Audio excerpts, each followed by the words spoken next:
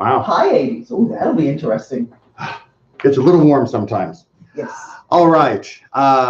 Good evening to everyone. And I know it's not quite evening, even though it's 7 o'clock, because we still have the sun up. That's right. It's what happens this time of year. Love it. I am back from not having a voice last week. You can still hear that my voice is a little scratchy. And if I start coughing, please forgive me. But I feel fine. It's just the leftover residue.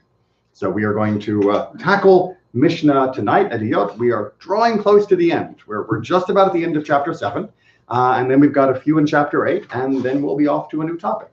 Well, I say that, but as we found from these 7+ chapters of Eduyot, the topic changes almost every single page, which is one of the amazing parts and difficult parts of this section of Mishnah.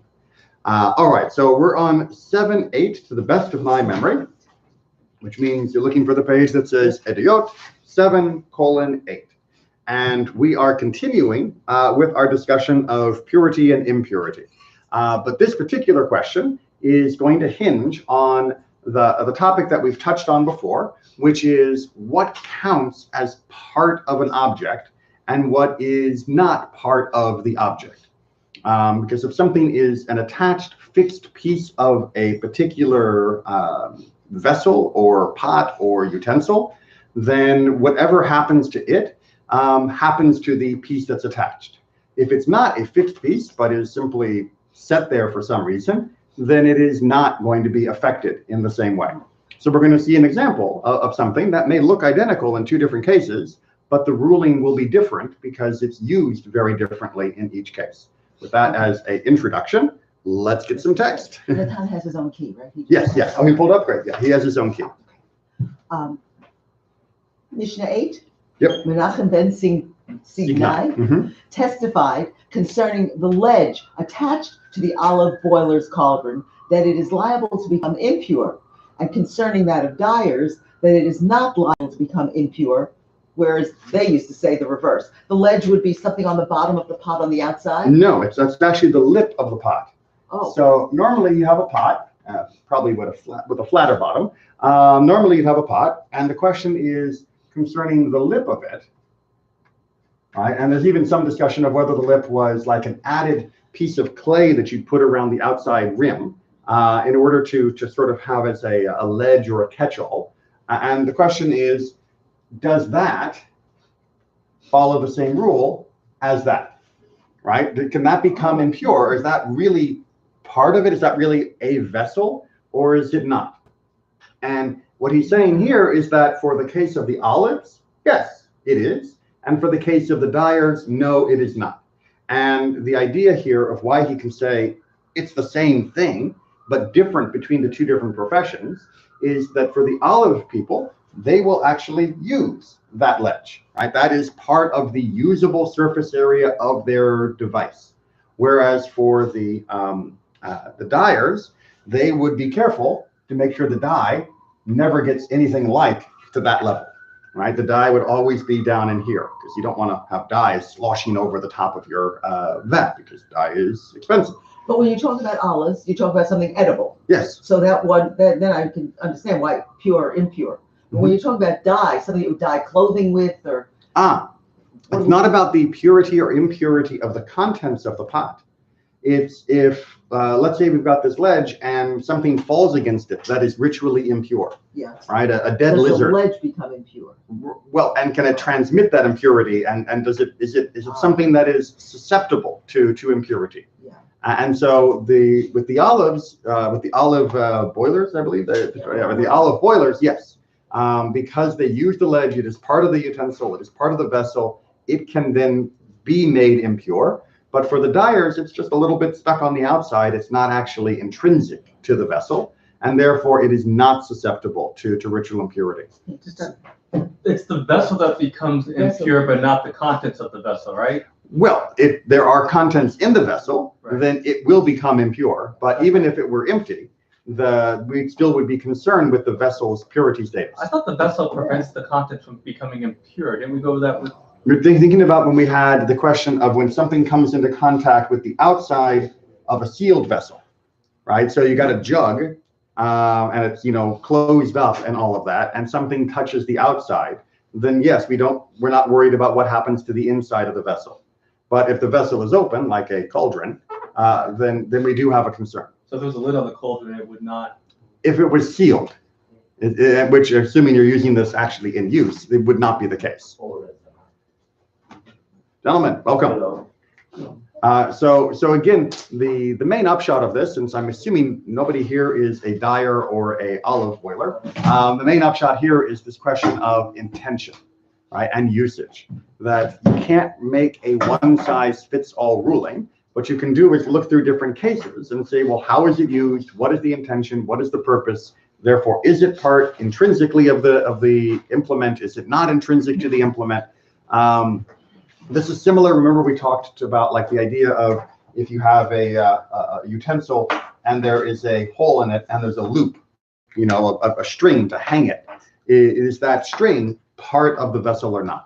Right? Or is the string just a convenience for hanging it? Or is it, you've got to have the string or else it's not one of those things. All right, so that's what the debate is in this. Sorry, one question. You said intent and usage. Those are two separate things, right? Intent and usage. Well, intent can be more generic than usage, right? I planned to use this, but in that sense, it would be if I made this pot to be used for the dyeing, then it would have the dyeing status, even if occasionally I also boiled olives in. Right, so my intent for the overall classification can trump what my daily usage or my exceptional usage might be. So you can't, it doesn't change on and off depending upon what's in the pot. Right. The status is more fixed by its purpose. So it's the intent of the maker or the intent by the owner? Yes. Which one is it? Both? Yes. If they're mutually contradictory, ultimately it would be usually, almost in most cases, decided by the owner. But sometimes it is still decided by the manufacturer. A very famous case in Avodah Zarah with regards to idolatry.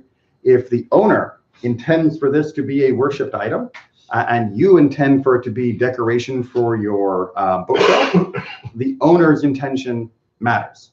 Right. So if you were visiting some country and they were selling idols, and you said, "Oh, that would look so cool in the bathroom," right?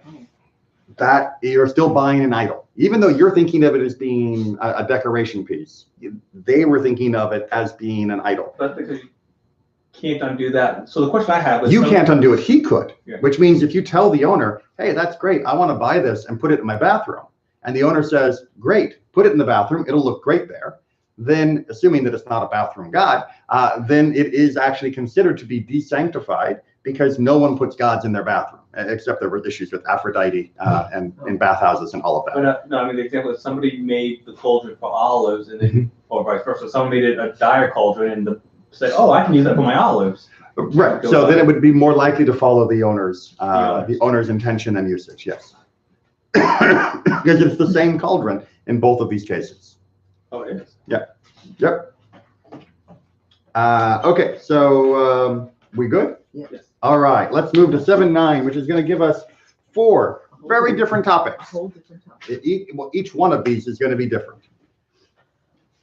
Go ahead. I'm going to wipe the board because we got. Okay. One is Rabbi Nehunya ben Gudada testified concerning a deaf mute whose father had given her in marriage that she could be sent away with a bill of divorcement. Okay. Whole lot of backstory here. So first of all, deaf mutes. Nowadays, when people think of deaf mutes, they think of the miracle worker, they think of Helen Keller, they think of the amazing advances we've had in dealing with people with these kinds of disabilities to allow them to live very, very rich and varied lives. There's a reason why that was called the miracle worker with the Helen Keller story. Because prior to that, that is to say, prior to the 1800s, when people began to explore ways to work with these people that have never been considered before, if you were born or became deaf as a child, it wasn't just that you couldn't hear the world, and it wasn't just that you couldn't speak. Your mental development was severely limited. And this continues to this day. If you have children that are, for example, abandoned or are orphaned into the woods, and they somehow manage to survive, but they have never learned a language. When they are rescued from the woods and restored, they will grow and be perfectly fine human beings, but their mental abilities will never recover. There is a moment in early childhood development where language skill is used not just for communication, but for the development of symbolic thinking. And without language at that early age, the brain misses that and never fully recovers, even with great attention later in life. So in the ancient world and the classical world, and really almost all the way up until Helen Keller's day, there were a few exceptions prior to that, most children who missed that language experience, who were born deaf or who had an illness that rendered them deaf very early, they would not have the mental capacity to enter into legal arrangements.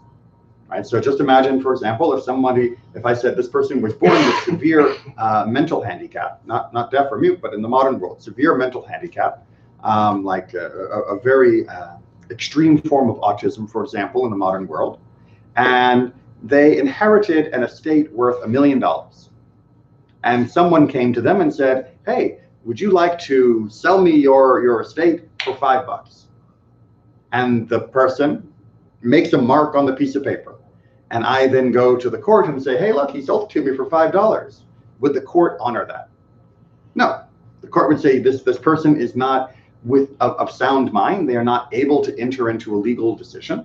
Even though they're of age, if they're over 18, they still lack the mental capacity to understand what their engagement with you really means. And therefore, any action they take cannot be seen as legally binding. Okay, well, until the modern world, that was anybody who was a deaf mute in a society. Right? This is not about punishing them. This is not about saying that they are somehow disabled or lesser. This is about recognizing the mental incapacity that went along with being a deaf mute in the ancient world, and one that we should be very grateful no longer exists in communities that are able to provide services for people with that limitation, so that they can overcome and have, like I said, rich and wonderful lives in the modern world. So what we're really talking about here is not about deafness or muteness. We're talking about mental incapacity. However, let's get to our actual case. If a girl is a deaf mute, she cannot marry herself. She cannot engage in marriage on her own volition, because that's a legal contract, right? She can't say, or participate in a Jewish ceremony where she gets married as an adult, because once she is an adult, it has to be her own agency, it has to be her own decision, and as an adult, she lacks her own agency, she lacks her decision because of her mental incapacity. However, in Jewish law, a father could betroth a child, could arrange for a marriage that would remain binding when she moved into adulthood. Now, for most other girls, they are perfectly able to refuse that marriage once they reach their age of maturity. In this particular case, she couldn't refuse it because she lacks the ability. So the question is, if she lacks the ability to get into a marriage on her own, but she is carried into a marriage because of this betrothment as a minor betrothal, does she have an exit? Is it possible for her husband to divorce her? Because that's another legal act, is for divorce to take place. And the answer is yes, because divorce does not require the consent of the woman. Right? A man can divorce his wife in Jewish law against her will. If he says, I want to divorce you, and she says, I don't, he can still divorce her. And therefore, he is allowed to divorce her despite her lacking legal agency in all other respects. Now, that may sound harsh. It may sound harsh that she's getting married without having the ability to really understand what's going on. It may sound harsh that she's getting divorced without having the ability to understand what's going on. Until we recognize that in the pre-modern world, without marriage, she will starve and die. Right? There were not community centers that would take care of people that were in this type of extremes. And most families themselves would not have the resources to take care of somebody in this type of extreme. And so having her be married and be part of a family and whatever was possible within that family was usually the best way to ensure that she would have sustenance and a continued life. So having her get married made a lot of sense. And if you were able to arrange a marriage, that made a lot of sense. However, if you arrange to marry her to someone, you are then telling him you never divorce her. Most people, if you say you have to marry this person and there's no exit, won't marry in the first place, right? That excuse me. That's a big part of Jewish understanding of why divorce is essential for a happy marriage. Not to get divorced, the possibility of divorce is essential for a happy marriage, right? If you know you're trapped forever, while that may encourage a certain amount of working to make your marriage survive, which people should do always as a first step if they're having difficulties, if there's no exit, then it can often cause the frustrations and difficulties to only fester and become cancerous within the family. And so Judaism says, no, you need to have an exit when necessary. And in this particular case, if the man knew that he was marrying a girl that he could never divorce, and one which would often have difficulties that he might not be 100% sure he was going to be capable of dealing with, then he would probably just not marry her. And she would, from childhood, then be subject to possible abandonment and not have enough support to carry on. So this is really meant to protect her and to give her at least an opportunity.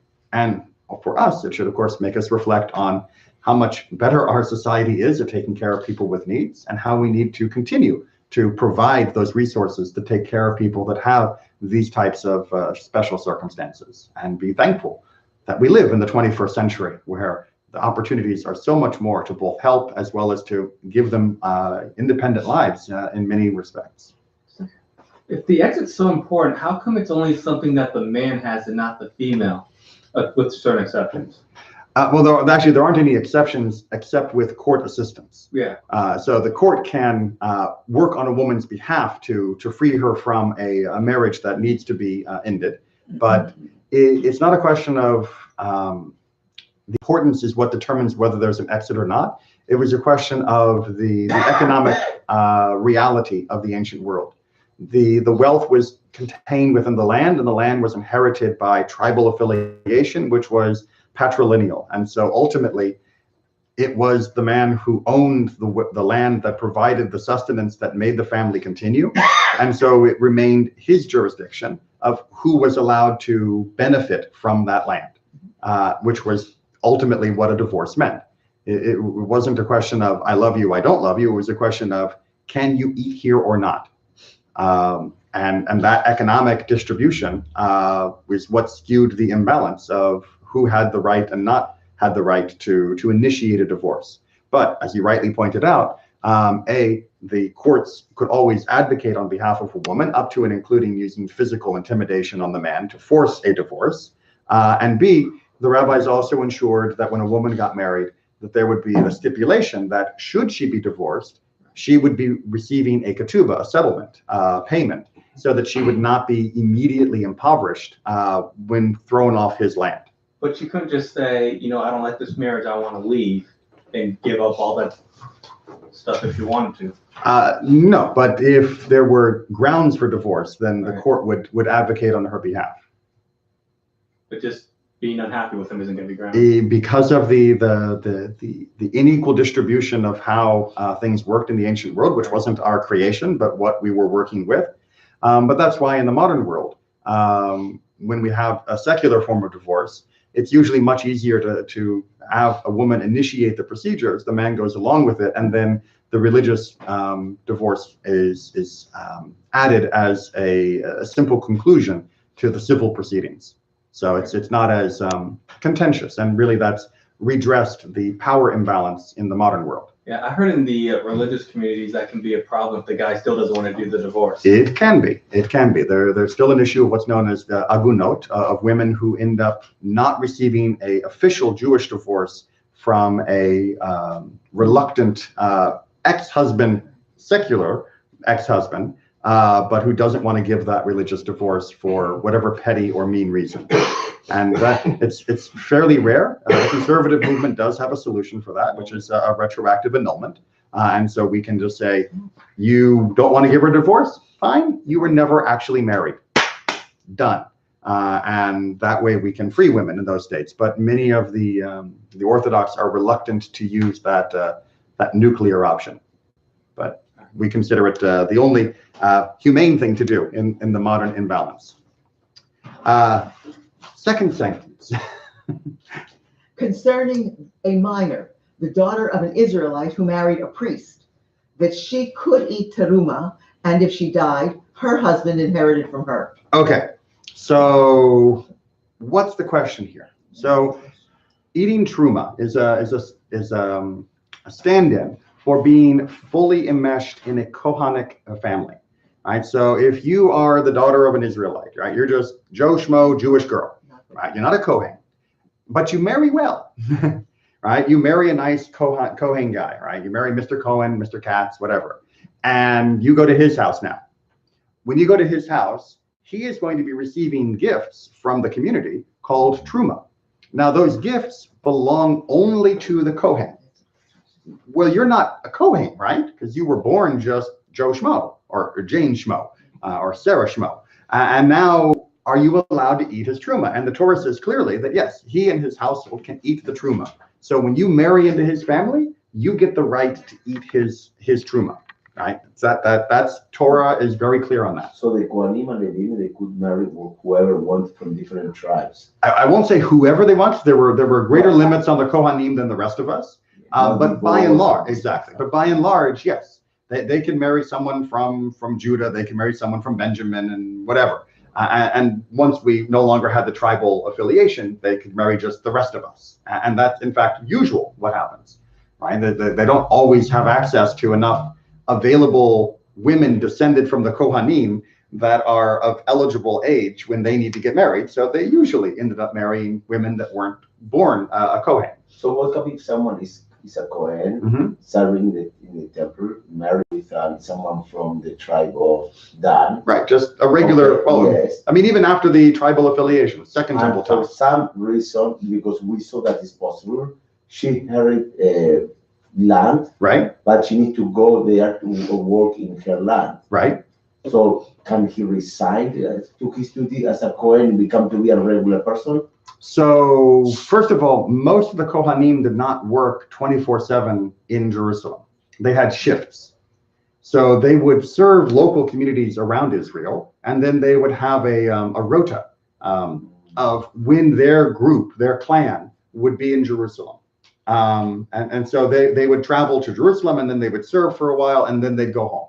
What they did in different kind of places. They serve the local community. So that if you were a Kohen, you would be a teacher. You would help the local community. They would support you locally with truma, with the challah the people would take for their dough, from tithes and all of that. So they were the teachers. Ideally, yes, and also they would help as judges in those areas. So that was their local duties, and sometimes they did have access to help other people with land and do other types of business transactions, merchant type things that weren't land dependent. So they had a full life.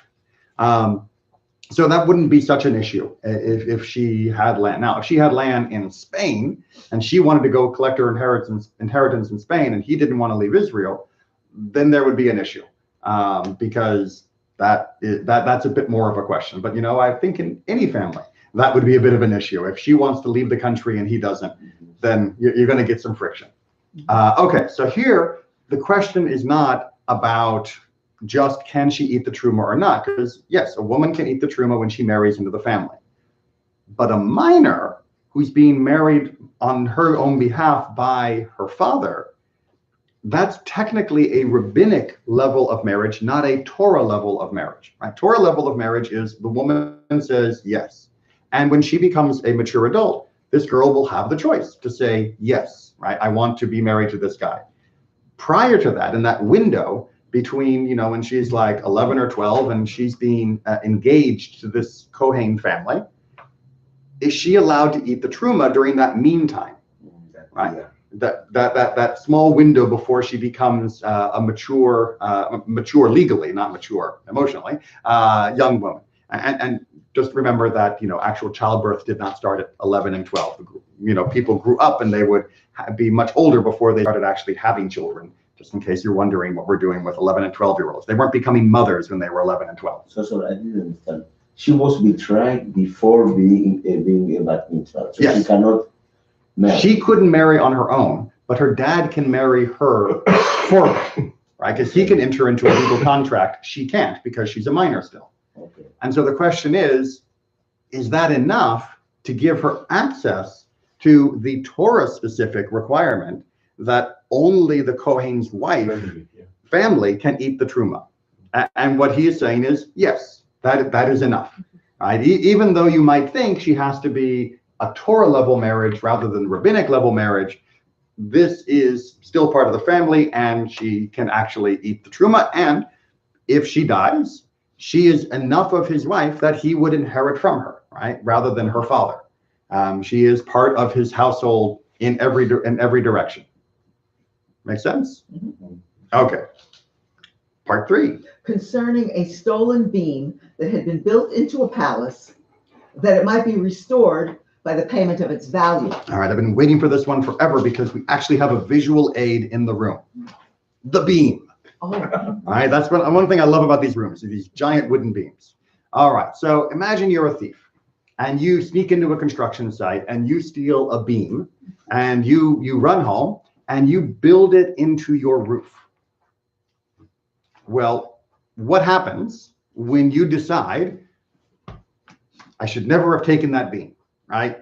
I'll fade, it's my sin, I transgressed. Now, if you steal someone's shovel and you realize that you should not have taken their shovel, you take the shovel and you take it back to the owner, right? And you confess your sin, and there's a whole atonement process and all that, and everything's good.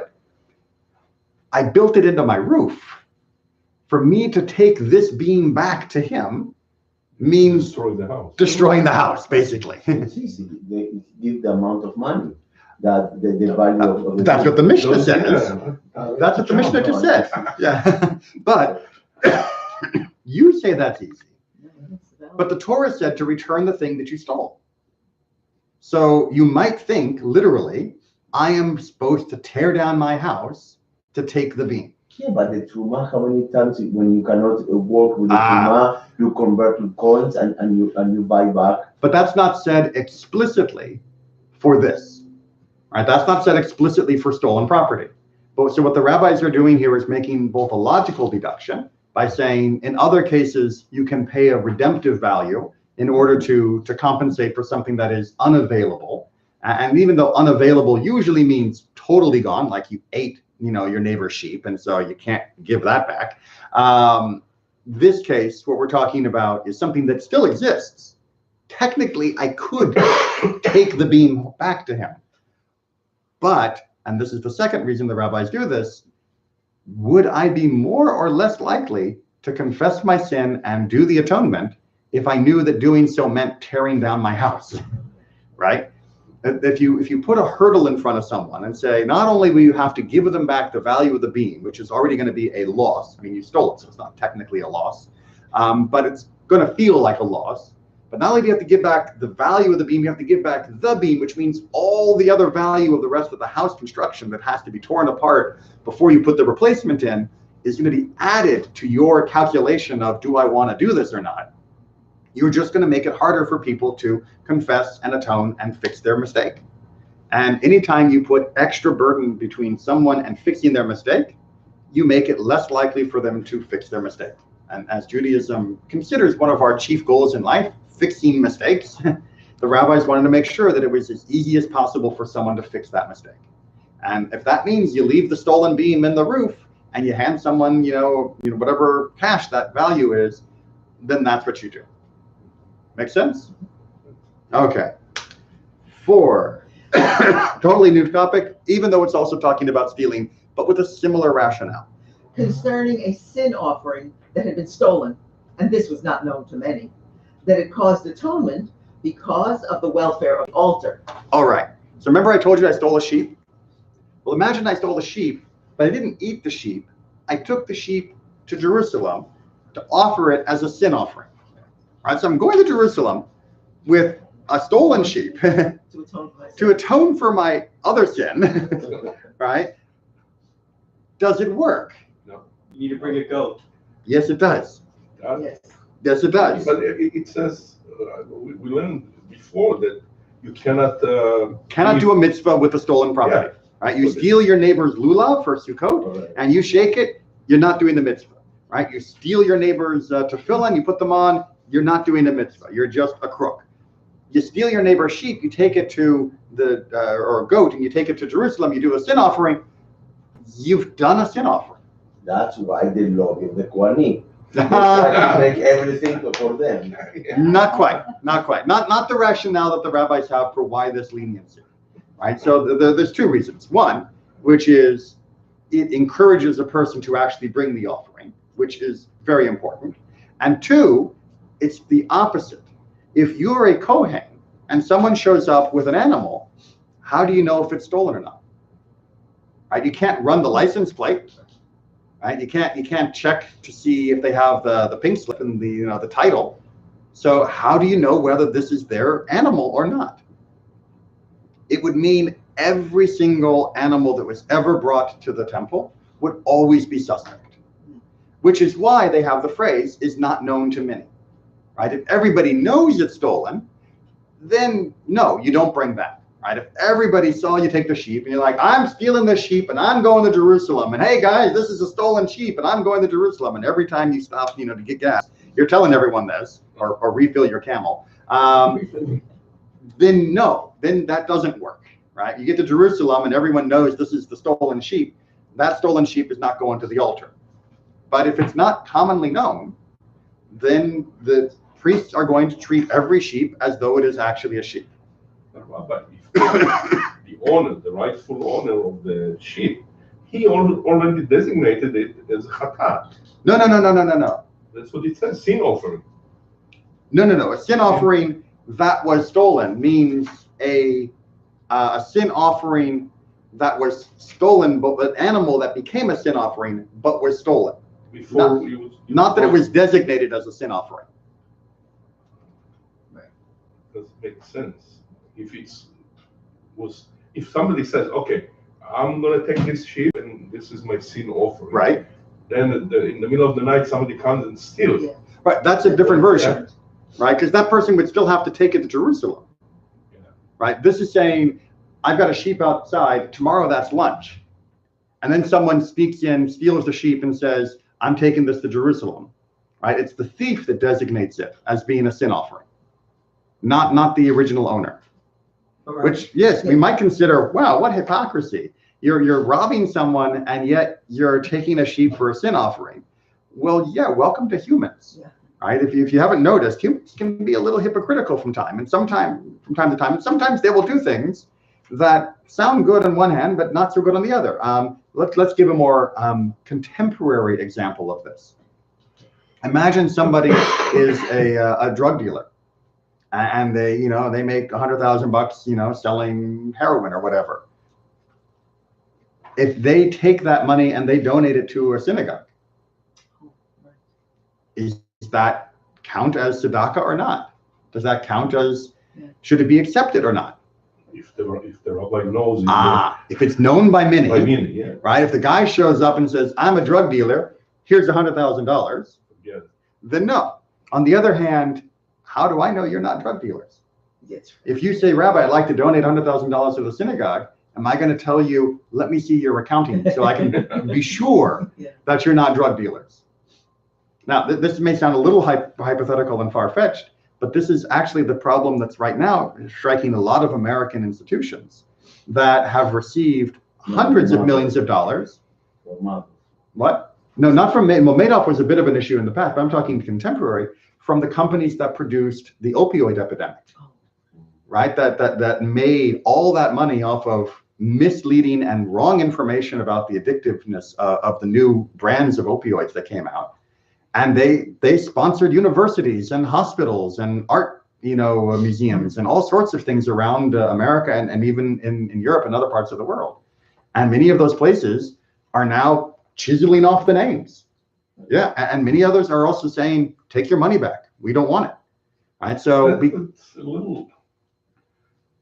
These companies that produces those opioids, they're not criminals. Whoa. So by law, yes. By law, they can absolutely produce a drug. The part that is criminal and has been settled as well as proven by courts, it's not hypothetical. I mean, they have actually been convicted in many states in the country, is they deliberately and knowingly did not give the correct information about the addictiveness, because they actually told people these are not like heroin. This won't make people be addicted. Right? So they knew from their own trials that was not true. So they deliberately misinformed the potential doctors who would buy it and then give it to the patients and prescribe it.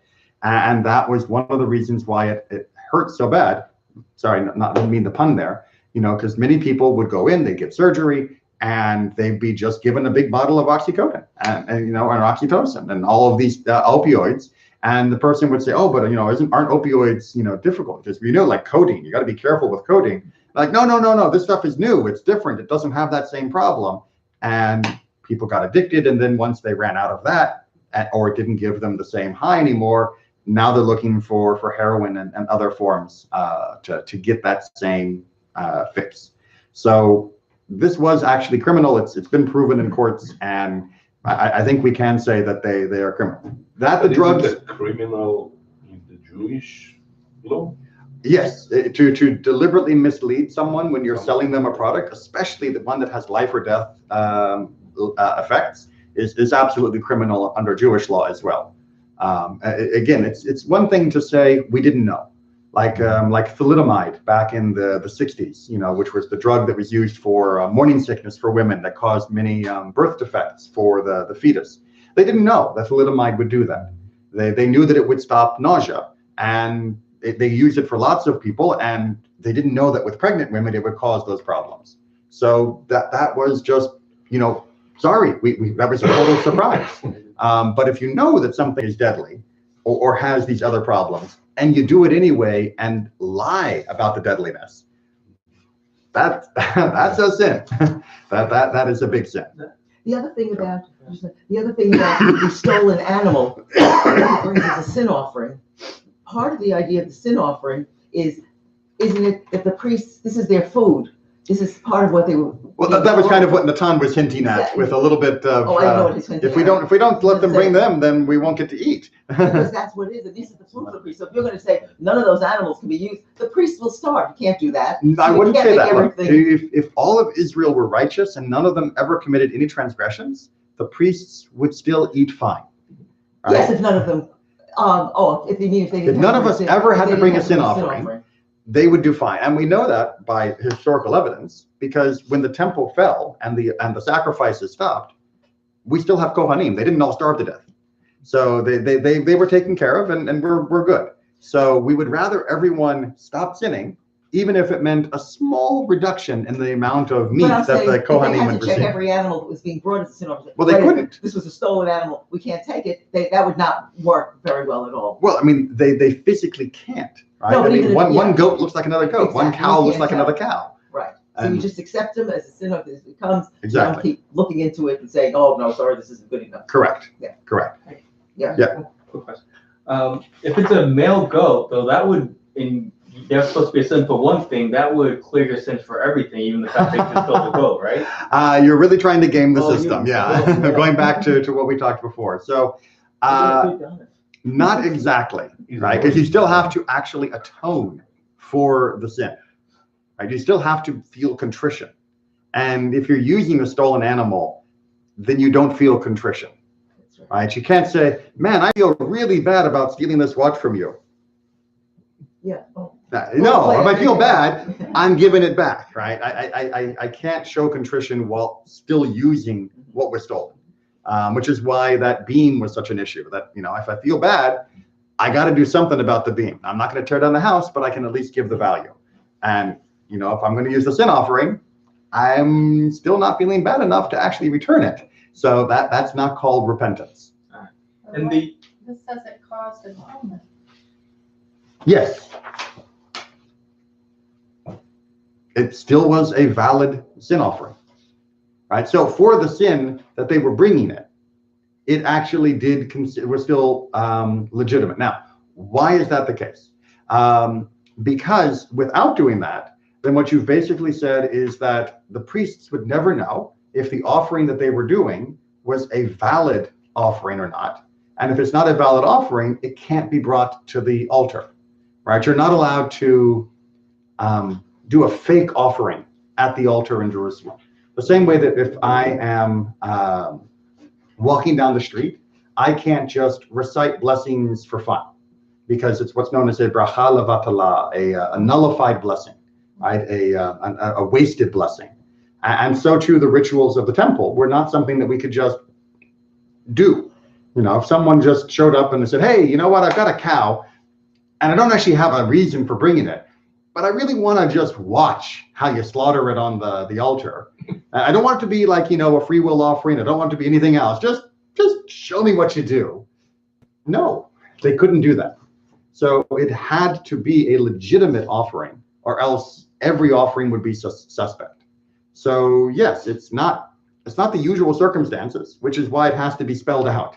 It's not the usual way we would think that this should work, right? We would normally say, if you stole it, you get no benefit from it.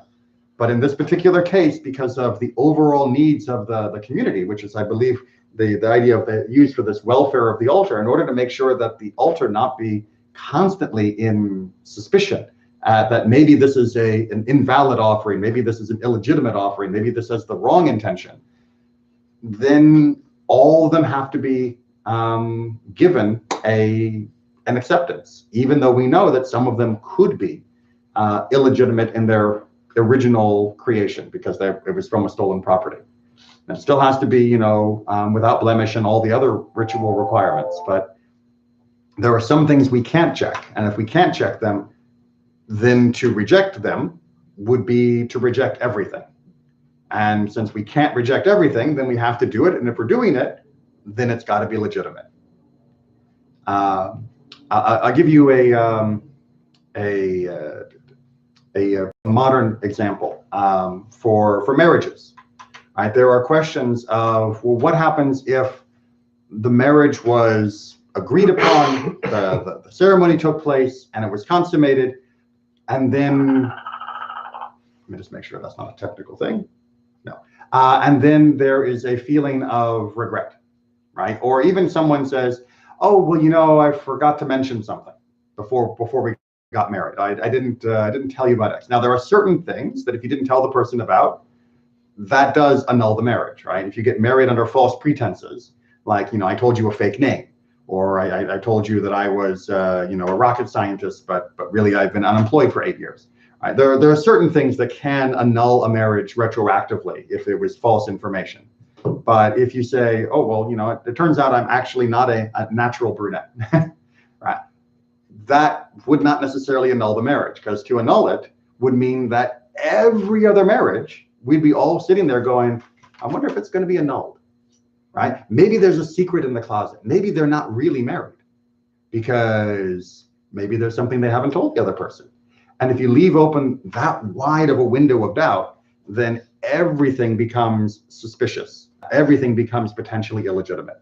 So in order for the vast majority of marriages to have some sort of sanctity, even the ones that are a little on the edge of dodgy, we have to let them in and not do the third degree for every single couple that come to the chuppah. And this is similar. It's the price you pay for being in a community, is that because there are some people in the community who will abuse the system, we sometimes just have to let them through, or else all of us will be treated as abusers. On a side note, they're all side notes. It's okay. Okay, fraud thing, like the fraudulent example you gave, in Judaism, fraud is criminal or civil? Depends on exactly what kind of fraud we're dealing with. I mean, if it's fraud where you're like defrauding someone in a business dealing, then you're going to be paying penalties for it. Civil penalties. Yeah. Right. Well, I mean, it's not criminal, civil, I wouldn't say that the distinction is as clear as it is in American law. Because because when you sin against another person, you're also sinning against God. Right. And that's the community issue as well as the private issue. I thought the criminal thing in Judaism was would you be liable for lashes? Sometimes you are liable for lashes if you were knowingly robbing someone by words. Then absolutely you are still liable for other punishments, not just having to pay the regular penalty. I mean, do you consider theft criminal or civil? We don't flog thieves. We make them pay extra penalties for having taken something. Yeah, I consider that civil. Okay, but I mean, I think most people in American law would consider theft a criminal problem. Yeah, but in America it's punishable by incarceration. And so I think the term civil or criminal may not apply directly as a neat category to Jewish law, because Jewish law wasn't designed around that notion that there's civil versus criminal. That, we consider that if you've wronged another person, we all care. It's not just you versus Bob, and only if you steal, then it's Florida versus Bob, right? We consider you versus Bob, Florida versus Bob. Bob is a problem in all of those cases, and Bob damaged all of us if Bob did something wrong. They actually have civil stuff too in Florida too, so you can get hit criminally and civilly. I did not know that. It's a good thing I don't go around stealing. That's right. Okay, we still got time. Let's move on. Chapter 8, our final chapter. My last few lungfuls of air. Okay. What will be the next one? No, I have not picked. I am always open to suggestions. I talked a little bit about doing something from Seder Nashim, from the section that deals more with marriage and families.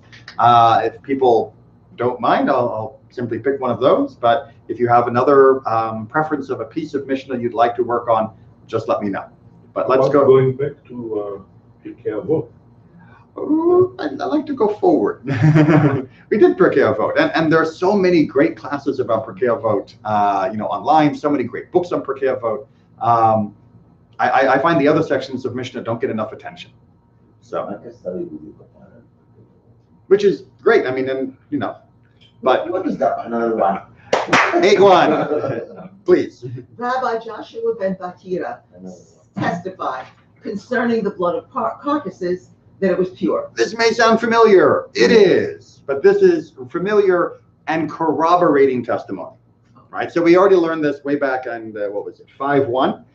The idea that yes, the flesh is not pure, but the flesh is impure, but the blood was pure. That was one position, and he is coming to agree with that particular position. It's nice to get a little corroboration. Number 2.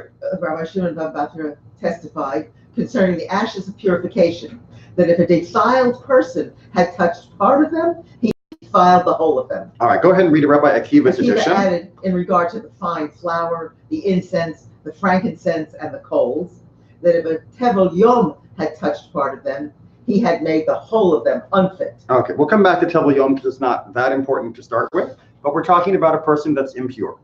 And the question is, if you have,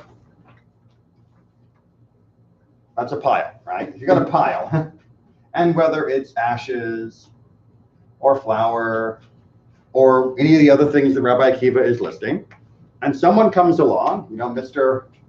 Touchy impure, and he comes along and he touches the ashes. Are all of the ashes impure? It's not one of the 60. The proportion. Not for purity issues, right? If there was, for example, let's do a comparable example, a piece of meat, right, which usually comes in big square blocks, and Mr. Touchy impure comes up to the square piece of meat. That's a huge piece of meat, and he's ritually impure, and he touches the meat. The whole meat is ritually impure. Right now, we're thinking of other kashrut issues, where you can have a question of milk and meat coming into contact. That's not a question of purity. That's a question of mixing of ingredients, of kashrut, right? But for ritual impurity, he just came from the cemetery and he's walking by and he says, "Oh, look, a piece of meat." Wham, right? All of that now ritually impure. The priests no longer can eat that when they need to be eating things in purity, et cetera, et cetera. So the question is, if it's a piece of meat, we know. Why? Because a piece of meat is one object. Right? It is a contiguous mass. A pile looks like one object from a distance, but if you get a magnifying glass out and you go really close, what do you see?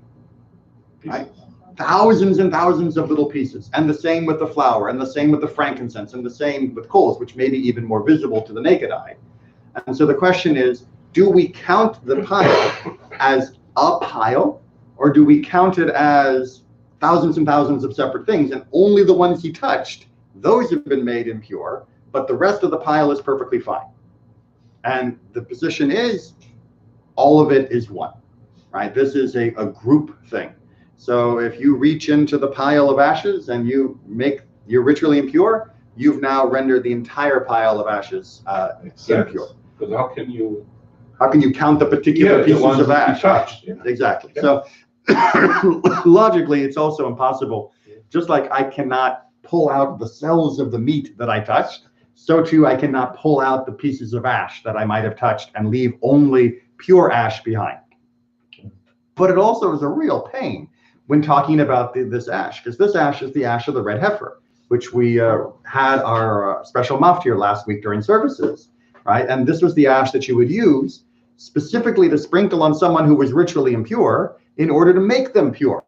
And it only could be made with the ashes of a pure red heifer, which there aren't a lot of them around. They're not around today, and there weren't a lot of them back then. So they were very pricey cows, and these ashes were therefore a valuable thing.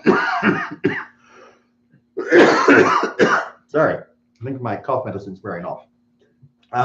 So if we could have said only the ones he touched, we would have, because that would save a lot of effort and expense. But no, it's a pile. We treat the whole pile as one. Good. Let's see. A2. I haven't read. No, you read. Oh, sorry. Tevel Yom. I didn't mention Tevel Yom. Thank you. Tevel Yom. So a person who is ritually impure and is immersed in certain cases has to wait until nightfall before their ritual impurity is finally canceled, according to rabbinic understanding. The Sadducees and other groups of the ancient world disagreed with that. They said once you immersed, you were done. Now, there's very long discussion of why the rabbis believed that you needed to wait until nightfall to finish off that day upon which you immersed for certain types of ritual impurity. But what Rabbi Akiva is trying to say here is, even for the case of a Tevel Yom, which is a person who is like of most minor impurity imaginable, because he's already been to the mikveh, even he, if he touches it, they still are considered to be impure in the whole pile system. So it's being added in as an even this kind of emphasis. Make sense? Right. So rather than talking about the guy from the graveyard, we're talking about the guy who's come from the mikveh but just is waiting for the clock to run out. Even him would render it impure. Okay. Looking at so Tevel Yom is someone is very impure. No. The opposite. It's the person who has a lingering impurity, right? Because technically they've already been to the mikveh. But according to the rabbinic understanding of how the Torah describes these people, they have to still wait until the day is done. I have a question.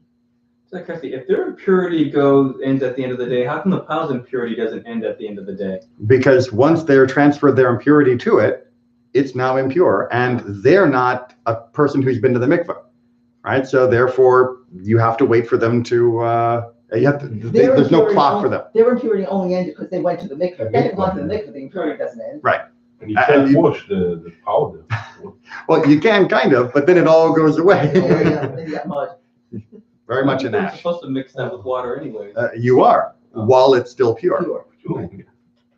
which you can't do now because it's been made impure. You can't make it pure again through the mix. Nope, Nope. it's purity laws are very, very tricky, there's no rewind button on this particular issue. All right, 8.2 is a little bit long, and my throat is really going. So we're going to go ahead and wrap it up for today, and we'll pick up with 8.2 next week.